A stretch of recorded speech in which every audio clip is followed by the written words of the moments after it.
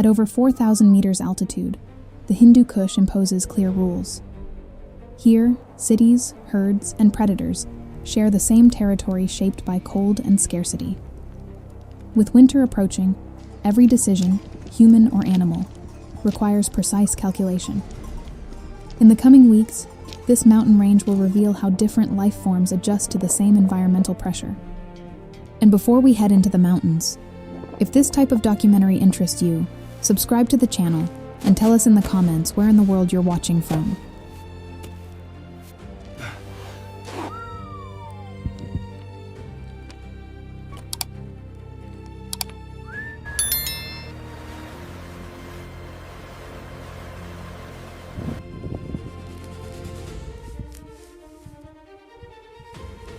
In the Hindu Kush, altitude defines routes, architecture, and daily life. Cities adapt to the slopes, plantations occupy narrow strips of fertile soil, and grazing connects distant valleys. Before the snow closes the passes, people and animals reorganize their movements.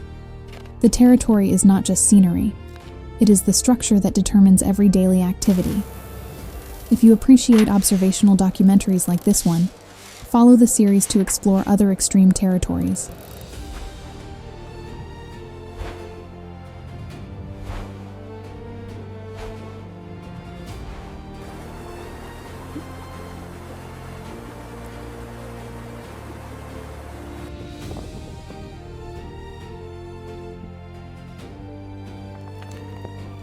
At this altitude, mobility is strategic.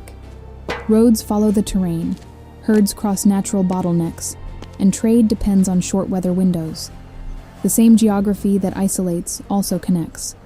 Before the first significant snowfall, routes are tested daily. Those who miscalculate time or distance compromise supplies, energy, and security.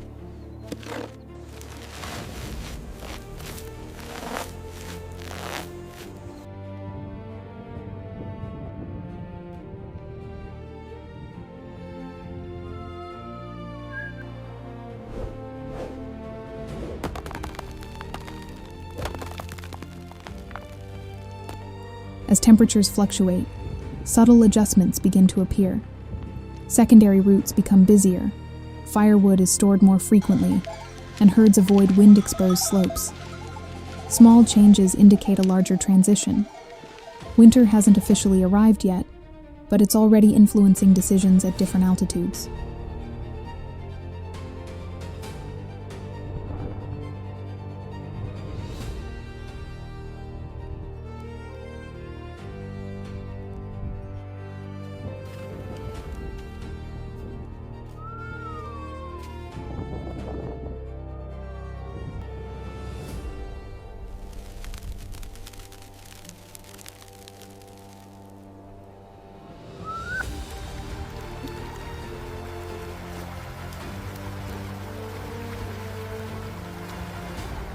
In regions above 3,000 meters, production and consumption are dictated by the terrain. What is cultivated needs to withstand shallow soils and short cycles. What is sold depends on physical access. As the cold weather approaches, the market becomes a climate indicator. Supply decreases, prices adjust, and storage gains silent priority.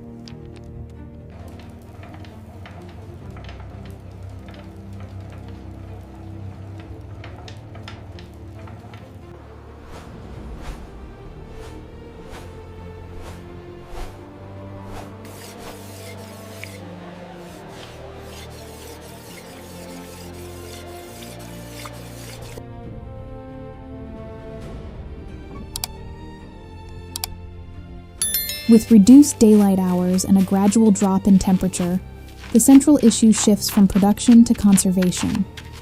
Fuel, insulation, and physical effort become critical variables. In areas where electrical grids are limited or unstable, local solutions determine how long a house, a herd, or a workplace can remain operational.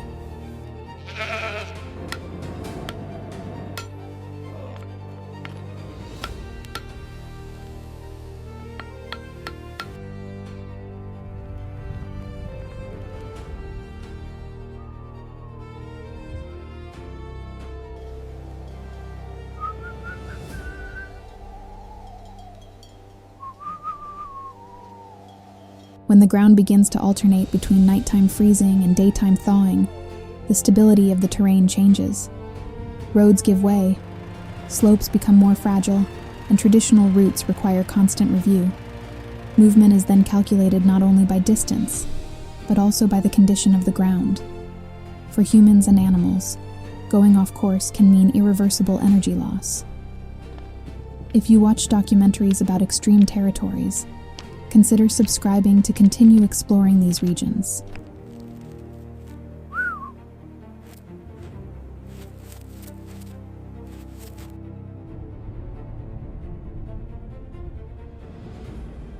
With the gradual decline in natural productivity at higher altitudes, food begins to be redistributed across the territory. Herds concentrate in protected areas, wild animals expand their ranges, and domestic stocks become strategic. The distance between human zones and predator routes decreases not due to confrontation, but due to shared ecological necessity.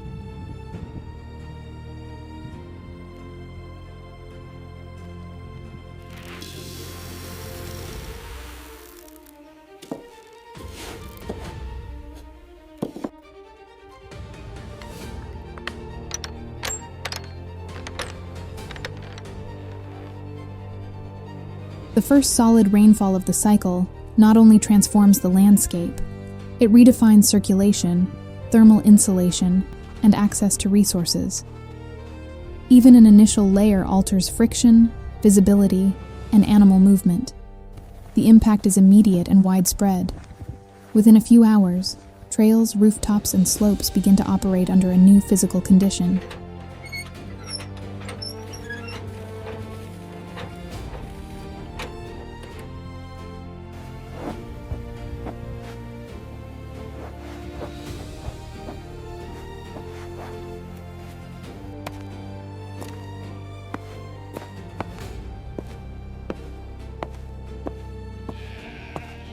The separation between human territory and wilderness territory has never been physical.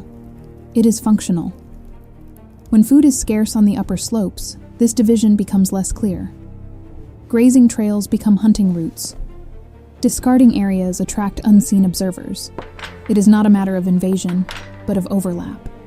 And overlap demands an immediate response.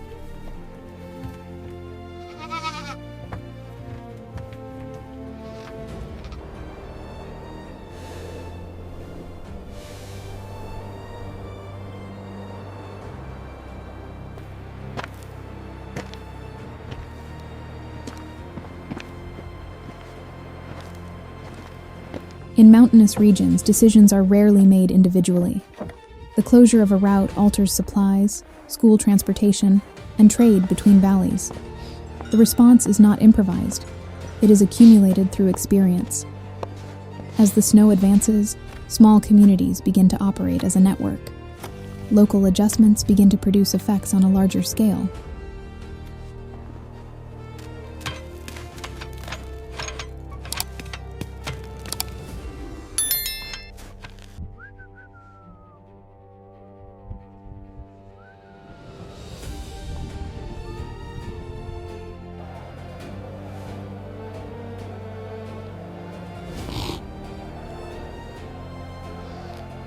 When temperatures drop below freezing for extended periods, the challenge shifts from logistical to physiological. The body needs to conserve heat, reduce exposure, and manage energy. At high altitudes, dry air accelerates heat loss. Adaptation depends not only on shelter, but also on how each organism regulates its own metabolism.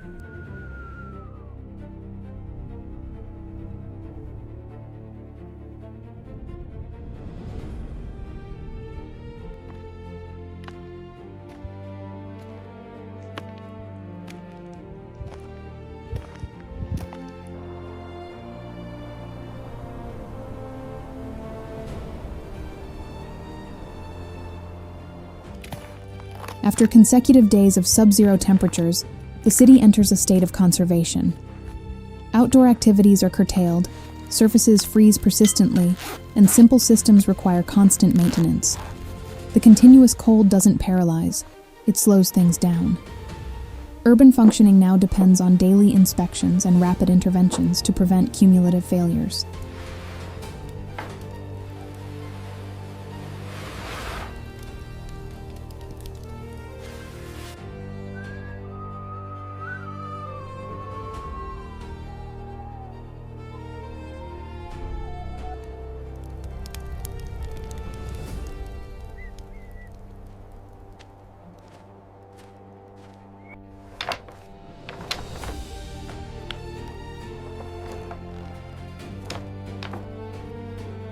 Deep snow alters hunting calculations.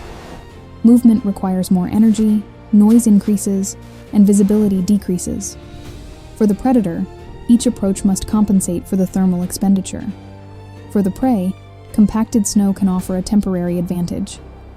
Success depends less on strength and more on the precise choice of terrain.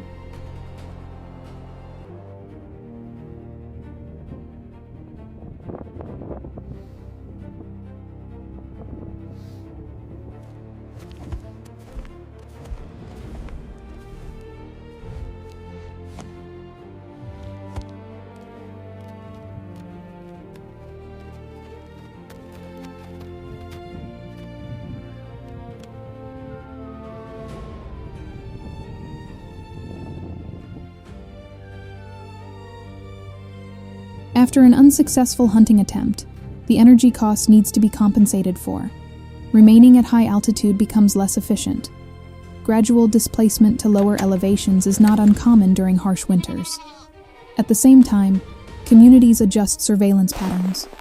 Proximity does not result from direct confrontation, but from trajectories that begin to converge.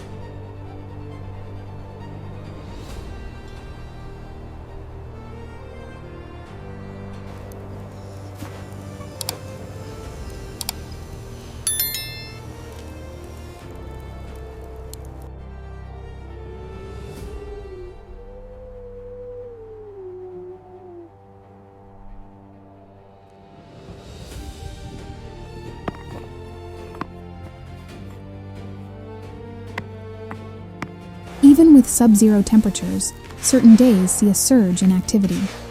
The weekly market reduces scattered movements and reorganizes the local economy in just a few hours. Perishable goods are sold quickly, fuel changes hands, and information about routes circulates along with the merchandise. The cold remains constant, but the pace of life temporarily accelerates.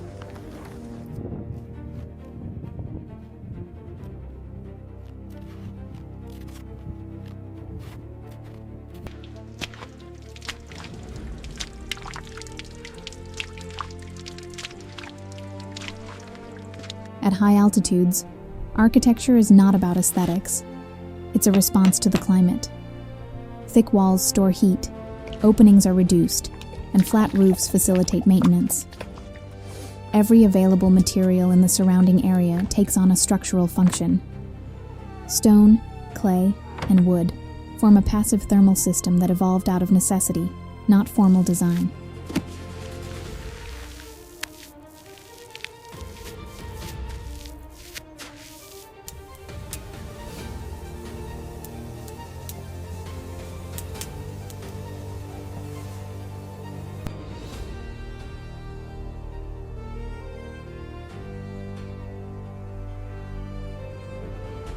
Thick walls reduce heat loss, but they also concentrate life indoors. During the coldest days, the outdoor space loses its centrality. Workshops, kitchens, and study rooms take on multiple functions. The city doesn't stop, it retreats. The movement continues, it just changes scale.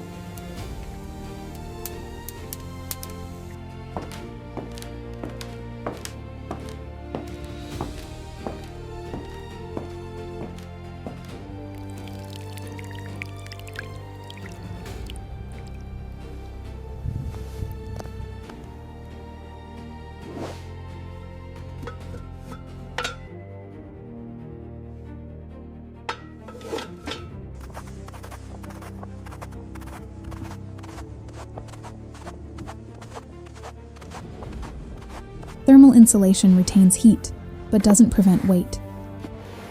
As snow accumulates on roofs and staircases, Internal circulation begins to depend on external interventions. Doors require extra effort, access points become narrower, and short routes become calculated journeys. The exterior once again imposes its rhythm.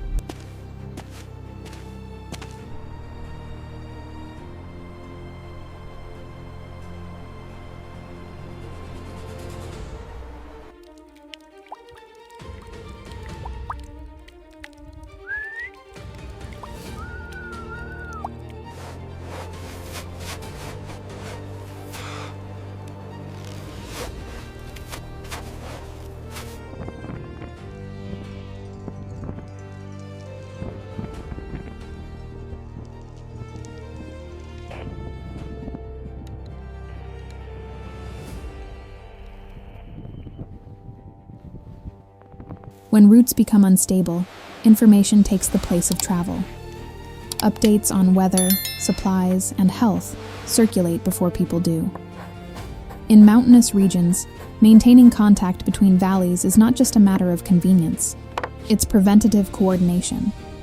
Communication reduces uncertainty when mobility decreases.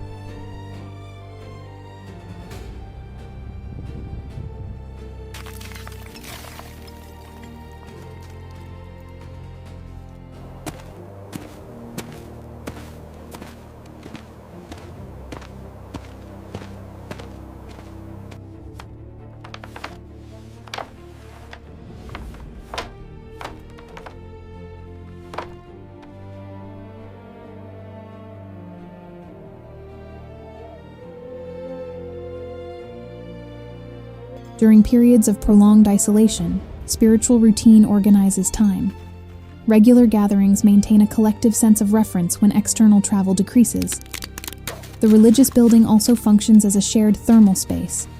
More than a ceremony, the ritual establishes continuity, a calendar that doesn't depend on roads.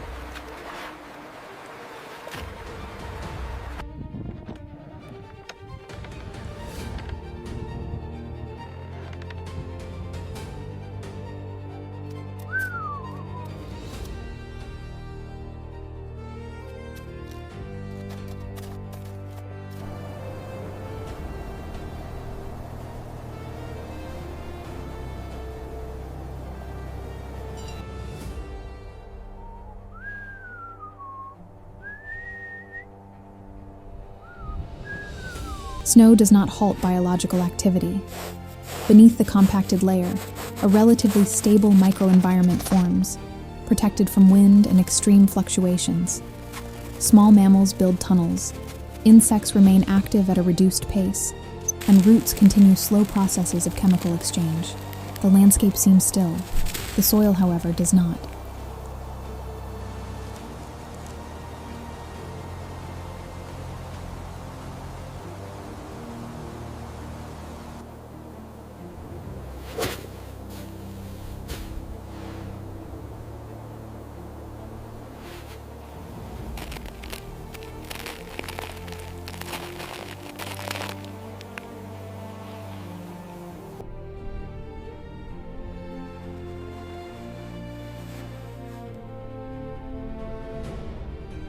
The arrival of a cold front alters the temporary balance established in the preceding days. Atmospheric pressure drops, the wind changes direction, and precipitation intensifies. In mountainous regions, the topography amplifies these effects. Slopes channel gusts, and valleys concentrate transported snow. It is not an uncommon event, but each occurrence redefines access, exposure, and structural stability for hours or days.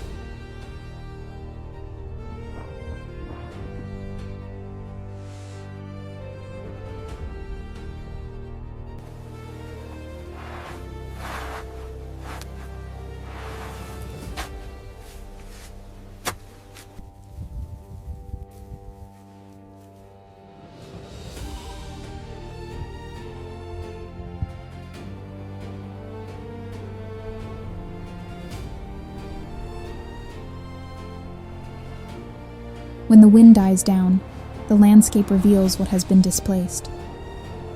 In narrow mountain sections, accumulated snow can block passages in minutes. Secondary roads are the first to disappear under the transported volume.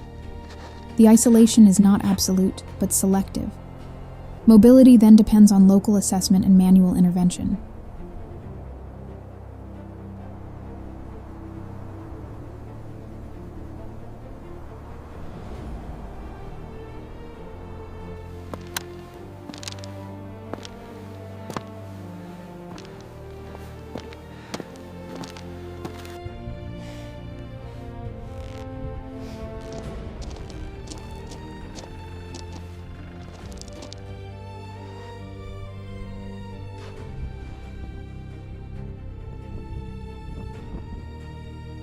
With the road blocked, the health post takes on an expanded role.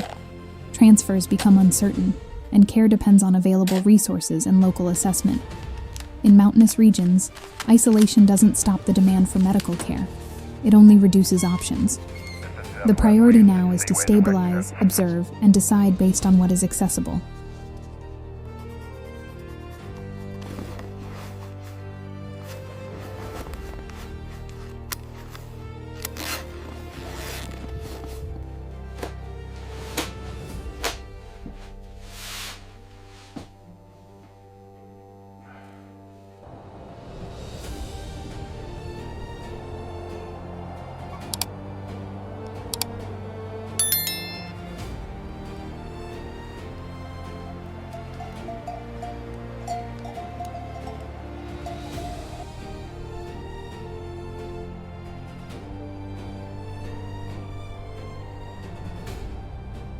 The storm doesn't affect just one settlement.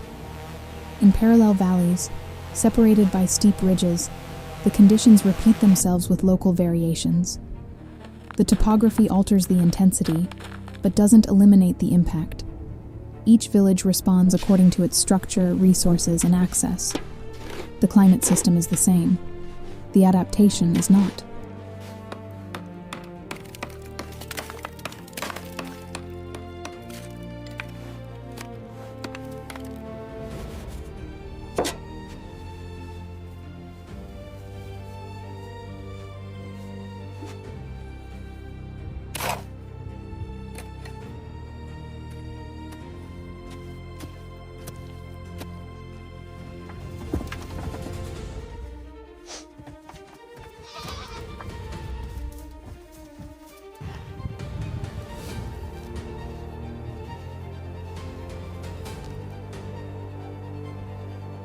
Even with restricted access to external routes, local production does not completely stop. Winter requires prior planning, stored forage, protected grains, and careful livestock management. The rural routine changes pace, but not function.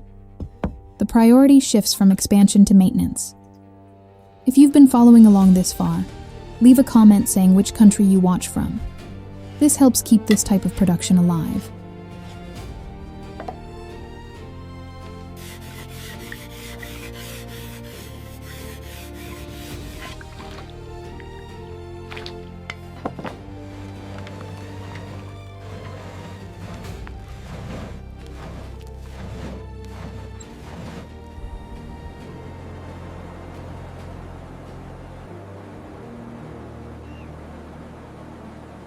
With routes partially reopened, internal circulation is regaining momentum. The weekly market is concentrating products that remained stored during the lockdown. Dairy products, grains, and protected vegetables are reappearing on the stalls. The exchange is regional, but sufficient to reactivate the basic economic flow of the valley.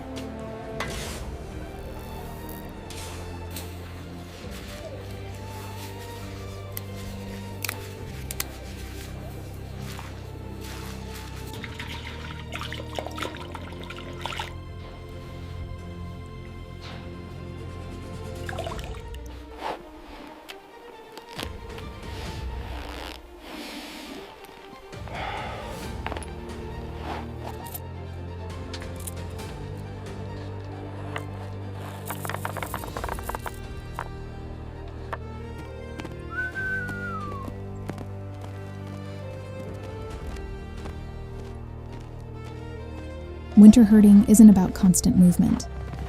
It's about reading the terrain. the herd needs to find food without consuming more energy than it can replenish. The shepherd observes the slope, snow texture, and wind direction before moving the animals. Each stop has a thermal function. Each route reduces risk. At nightfall, the return ensures not only shelter but also control.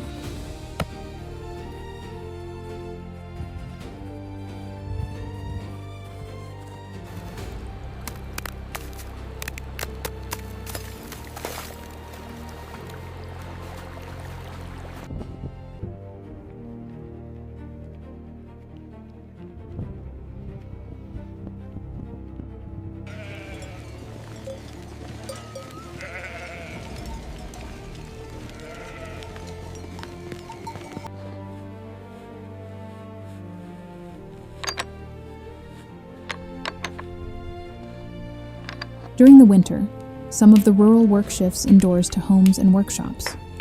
Milk is processed quickly to avoid waste, wool is prepared for thermal insulation, and leather is treated before moisture compromises its durability. Local processing reduces external dependence and keeps the economy active even with limited circulation.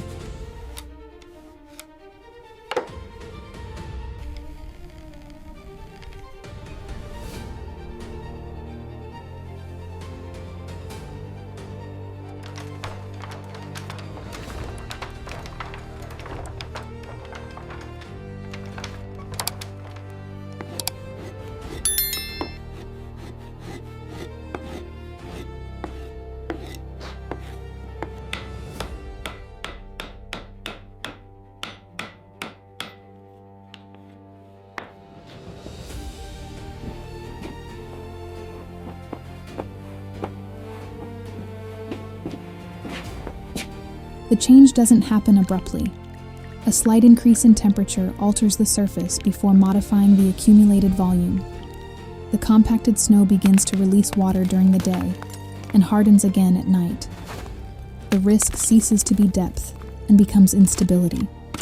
The territory remains covered, but no longer behaves in the same way.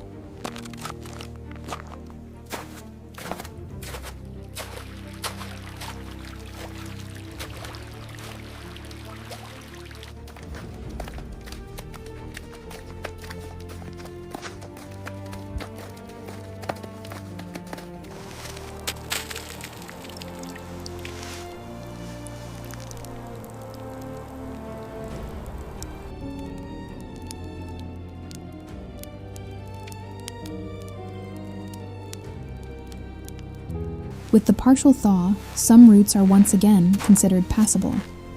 They are not clear, only possible. The decision to cross the valley requires calculation. Sections still freeze in the shade, and exposed areas accumulate unstable mud. The journey is not long, but it demands constant reading of the terrain and adjustment of pace.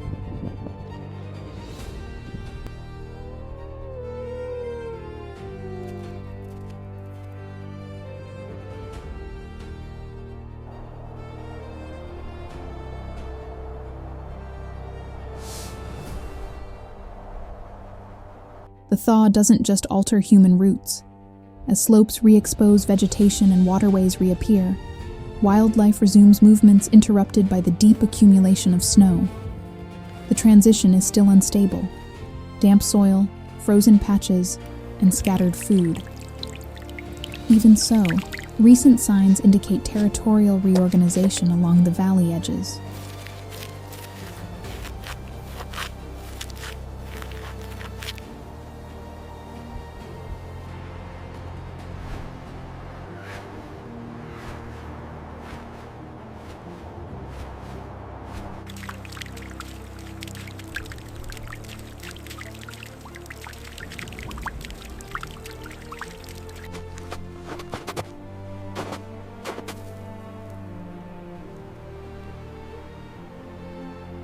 With the thaw, the areas of contact between livestock and wildlife expand again.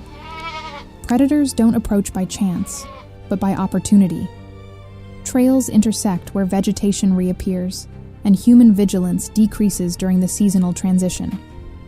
The conflict is rarely direct. It begins with traces.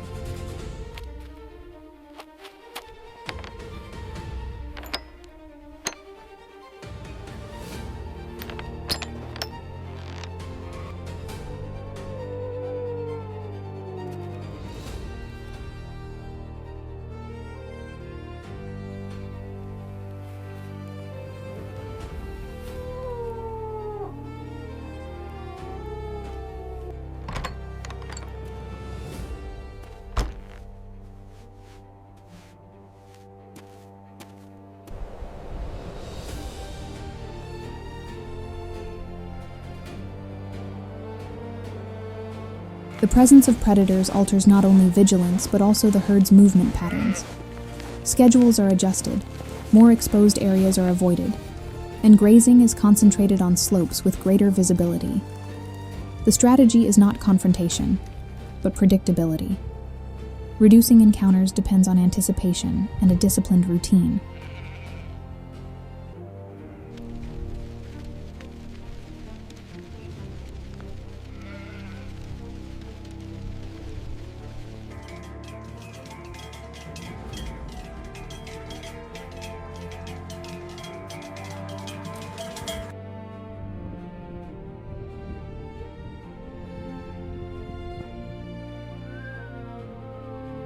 Throughout the winter, the valley adjusted its rhythm, circulation, and priorities. Storms altered routes, the thaw redefined risks, and wildlife reorganized its movements. Nothing was permanently interrupted, only adapted. Between exposed slopes and remaining snow, the territory is gradually returning to full activity, maintaining the same principle: continuous adaptation. For more documentaries like this, subscribe and follow the upcoming journeys.